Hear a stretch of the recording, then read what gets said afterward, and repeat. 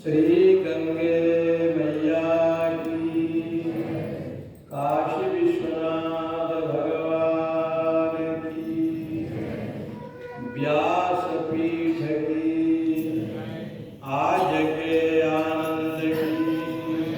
ओम नमः पार्वती पते हर हर महादेव। कंठे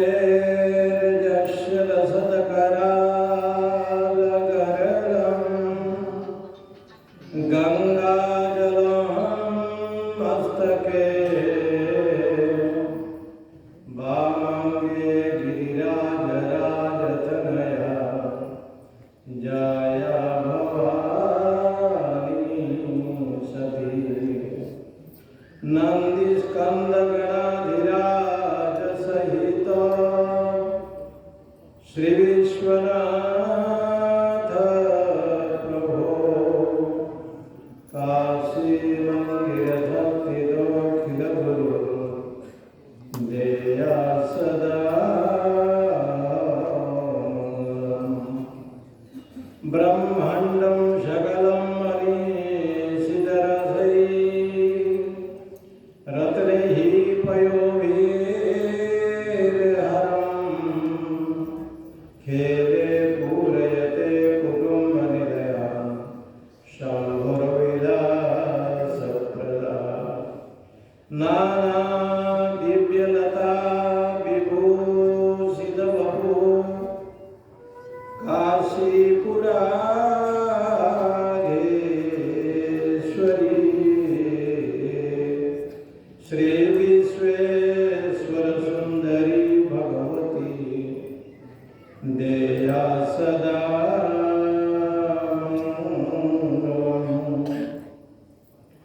सजल जलद नीलम दर्शितो दारशीलम करतल धृतशैलम वेणुवाद्यैरशालम ब्रजजन कुलपालम कामिनी केलिलोलम तरुण तुलसीमालम नौमि गोपालबालम। नमः परमहंसास्वादित चरण कमल चिरमकरंदाय भक्तजनमानस निवासाय श्रीमद् रामचंद्राय श्रुति स्मृति पुराणानाम् आलयं करुणालयं नमामि भगवत्पादं शंकरं लोकशंकरम्। ओम शांति शांति शांति। सब लोग थोड़ा भगवान नाम का स्मरण करेंगे।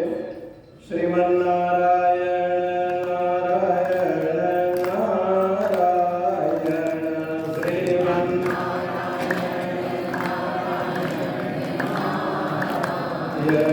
भजमन्नारायण नारायण नारायण भजमन्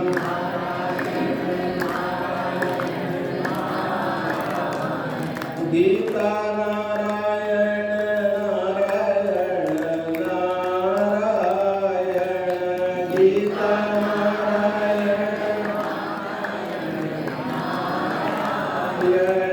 भक्ति नारायण नारायण नारायण भक्ति नारायण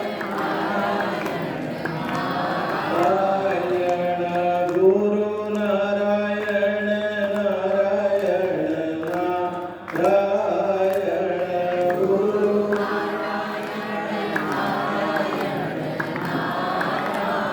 बोल कृष्ण भगवान की।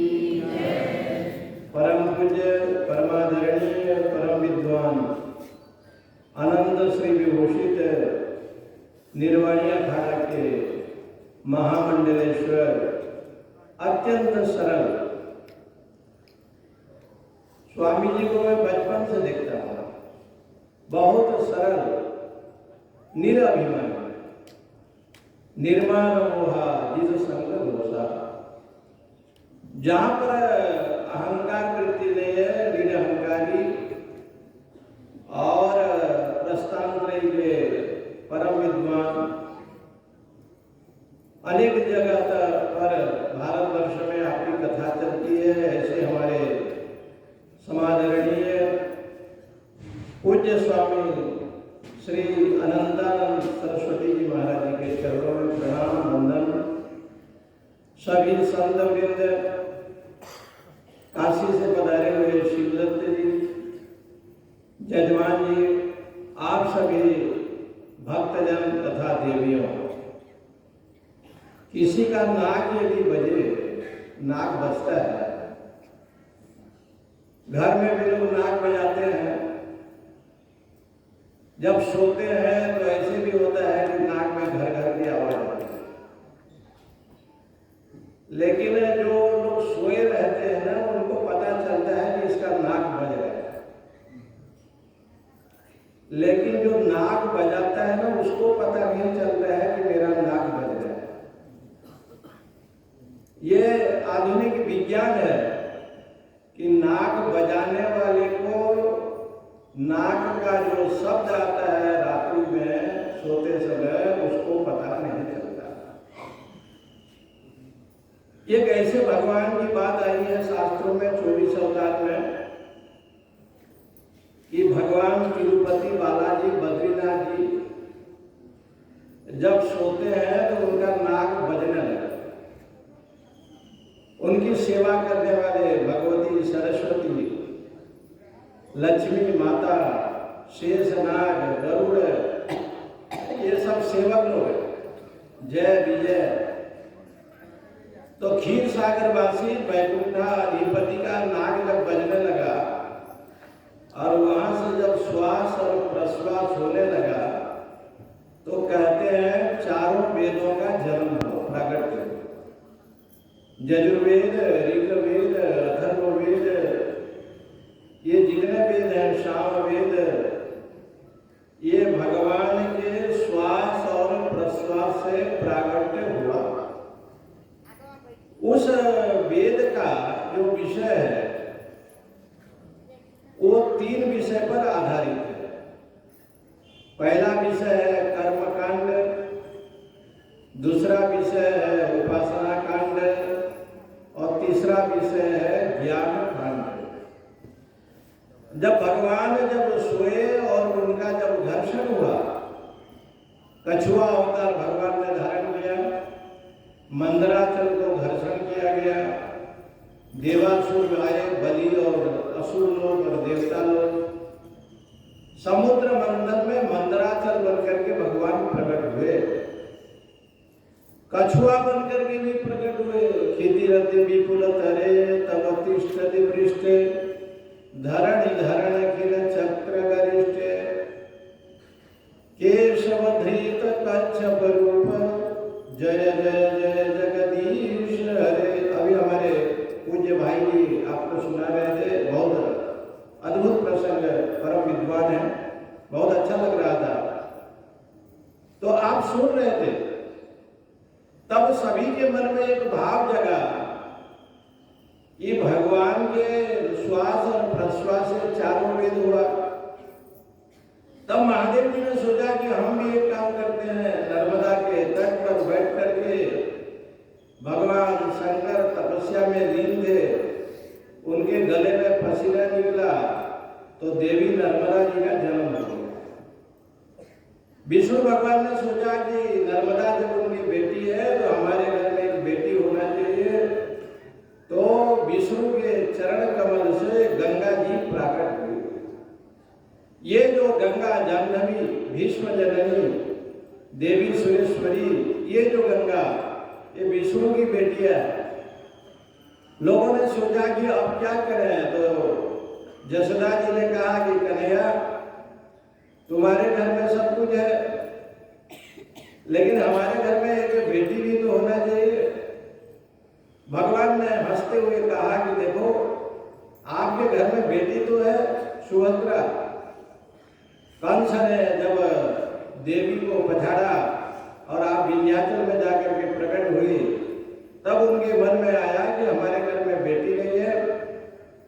तो भगवान ने उनको वरदान दिया, ये जो आद्याशक्ति देवी है विंध्याचल, विंध्यवासिनी, ये सुभद्रा बन करके आएगी और समय पर असुरों का नाश करेगी। इसलिए सुभद्रा जो है ये जसोदा जी की बेटी, लेकिन श्याम सुंदर भगवान से पूछा गया कि आपके पास तो बहुत लोग हैं, आपके बेटा प्रद्युम्न है, उनके बेटा अनिरुद्ध है, लेकिन आपके घर में एक बेटी होना चाहिए। बोले एक बेटी होगा, कहाँ पर होगा? या स्वयं पद्मनाभस्य मुख पद्मा विनिश्रिता गीता गंगोदकम पीत्वा पुनर्जन्म न विद्यते।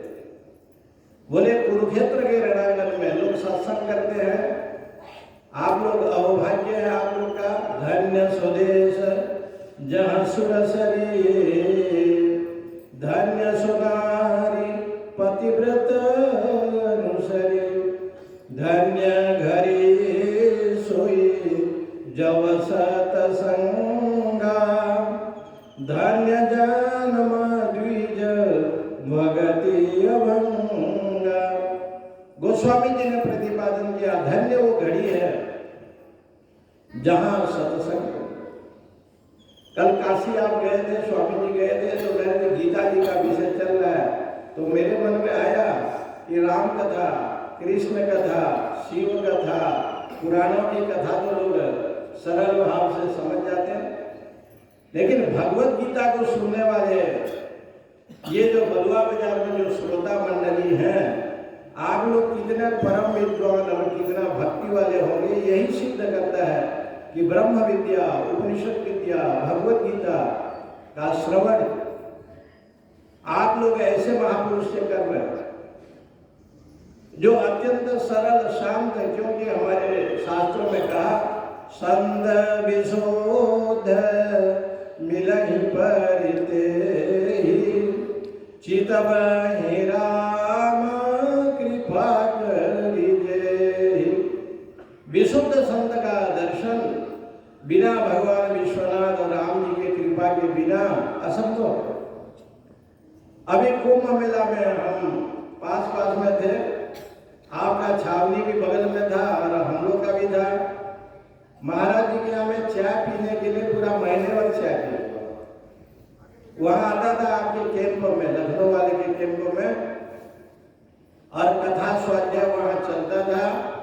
तो ये जो गीता है, ये गीता नाम क्यों पड़ा? एक बच्चा है, बहुत सुंदर कुछ गाता है, और क्या बोलता है उसके माँ बाप को पता नहीं, दूसरे को पता नहीं है, लेकिन बालक जब बोलता है तो सुन करके माता पिता बड़ा प्रसन्न होते हैं और उसको धन्यवाद देते हैं कि मेरे बालक को बोल रहा है।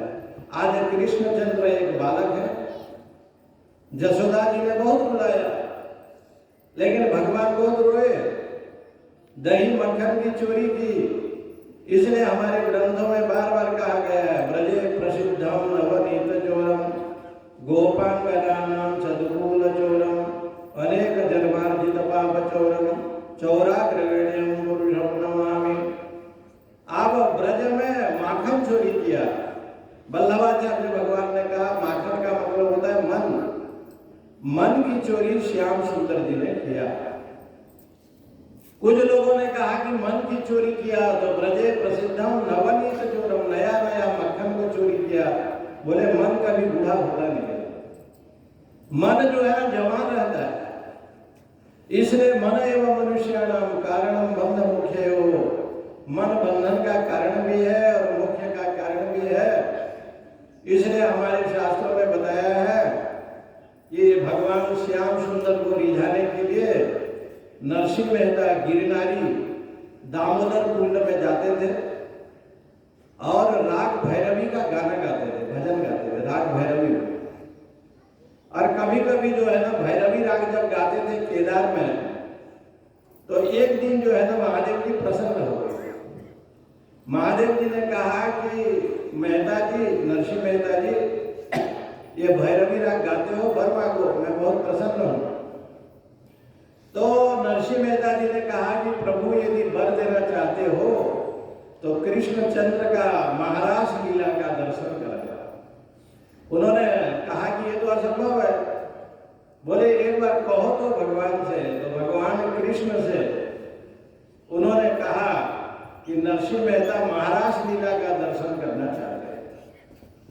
उसी समय जो है ना भगवान ने कहा कि देखो रासलीला का दर्शन तो मैं कराऊंगा, लेकिन भैरवी केदार का एक भजन हमको सुना। अखियां हरि दर्शन की प्यासी, देखो चाहत कमल नयन को, निश दिन रहत उदासी। अखियां हरि दर्शन की प्यासी। नरसिंह मेहता जी ने जब भैरवी केदार का उच्चारण किया तो कहते हैं कि भगवान राधा रानी के साथ प्रकट हो। अभी आप सुन रहे थे महाराज जी से कि श्रीमद् भागवत में राधा जी की चर्चा नहीं है। इसके ऊपर रास अध्याय के ऊपर एक बहुत बड़े विद्वान हुए हैं हमारे देश में, हरीश्वरी महाराज। उन्होंने जब हरीश्वरी ने टीका लिखा रास अध्याय के ऊपर तो उसने श्लोक लिखा, राधा नाम उच्चारेण षण्मासी को मूर्छा भवे। सुखदेव के गुरु थे राधा रानी, और राधा शब्द का उच्चारण करने पर उनको 6 महीने के लिए समाधि में जाना पड़ता था। और महाराज परीक्षित को कथा सुनानी है 7 दिन तक, इसलिए उन्होंने राधा शब्द का उच्चारण नहीं किया। तब कहा कि 12 स्कंद में लिखा है, इसके ऊपर पूज्य स्वामी अखंडानंद जी महाराज जी ने कहा कि श्रीमद् भागवत महापुराण, श्री माने हो गए राधा, मद माने हो गए मान, और उसके साथ विराजमान होने वाले भगवान श्याम सुंदर, क्योंकि दोनों में अभिन्नता है। राधा कृष्ण, सीता राम, ऐसे अभिन्नता है। परंतु शिव शक्ति, शिव यहाँ ब्रह्म है, शक्ति उनका मूल प्रकृति है, माया शक्ति है। तो इसलिए ये जो शास्त्रों में आया, ब्रजे प्रसिद्धम नवनीत जोरा, नरसिंह मेहता जी ने राग जब वो भैरवी केदार गाया और भगवान ने दर्शन दिया, राधा रानी के साथ महारास लीला का दर्शन गिरनारी जूनागढ़ में दामोदर कुंड में नरसिंह जी को हुआ। इसलिए एक बड़े भक्त थे वृंदावन में, रोज बिहारी का दर्शन करने जाते थे, आंख नहीं था। तो पुजारी ने कहा कि तुम्हारा आंख नहीं है और बिहारी का दर्शन क्या करोगे? तो भक्त ने कहा कि भगवान मेरा आंख नहीं है तो ठाकुर का दर्शन हम नहीं कर पाते, कोई बात नहीं, लेकिन ठाकुर तो हमको देखते हैं, ठाकुर हमको देखते हैं, जानते हैं। आप जब गीता का श्रवण कर रहे हैं, कई दिनों से आप ये सत्संग का आनंद ले रहे हैं, तो भगवान जानते हैं कि आप भगवान के चरणों में हैं। और आप लोग का अहोभाग्य है, कुलम पवित्रम जननी कृदार्था वसुंधरा पुण्यवती च तेन अपार संवित सुख सागरेस्मिन् लीनम परे ब्रह्मण्य से। एक घटना आपको मैं बता रहा हूँ काशी विश्वनाथ जी का। काशी विश्वनाथ जी में एक बहुत बड़े विद्वान रहते थे बनारस में। सुबह सुबह गंगा जल लेकर के 4 बजे जो है ना वो जल चढ़ाते थे, जल चढ़ाते थे। बड़े वेदांती थे, बड़े विद्वान थे। एक दिन सारे लोगों ने कहा कि महाराज जल तो चढ़ाते हो, ये नंदी बैल को जो हम लोग यहाँ दर्शन करते हैं, ये नंदी बैल के सामने घास रखते हैं और नंदी बैल गोबर देते सुबह सुबह, तो समझ लेंगे कि आप भगवान के भक्त हैं। वो पंडित जो थे ना, बड़े विद्वान थे, और वो गए और श्री काशी विश्वनाथ जी को कहा कि प्रभु मेरा सामर्थ्य नहीं है, एक चीज आप कर सके तो खर्च कर ले।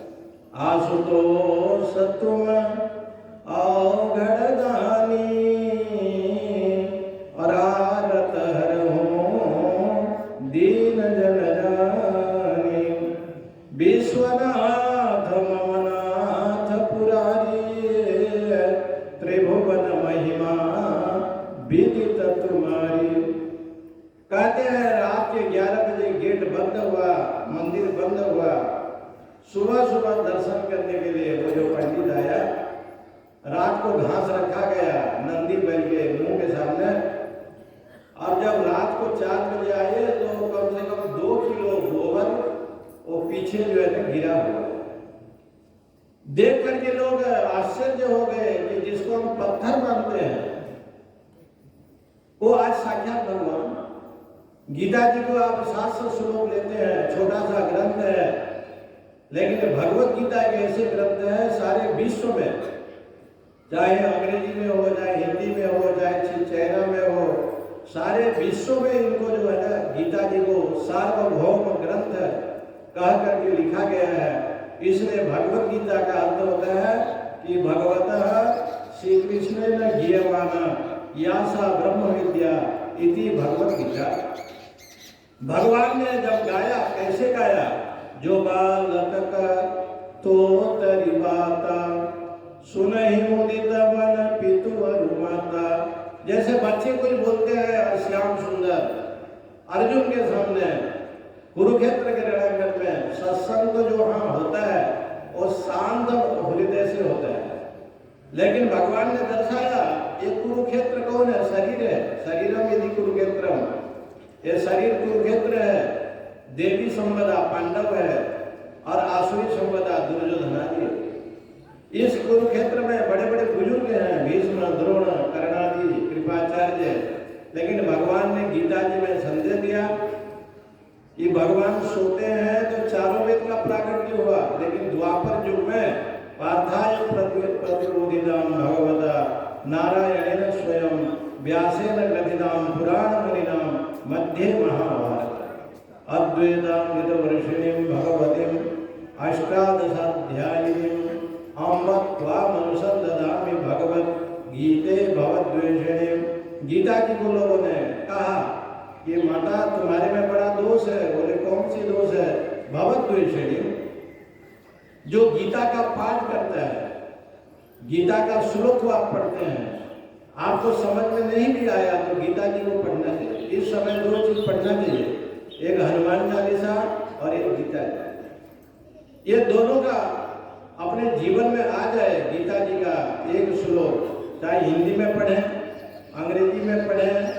भगवत गीता आपको 3 वस्तु देते हैं, कर्म, ज्ञान और भक्ति।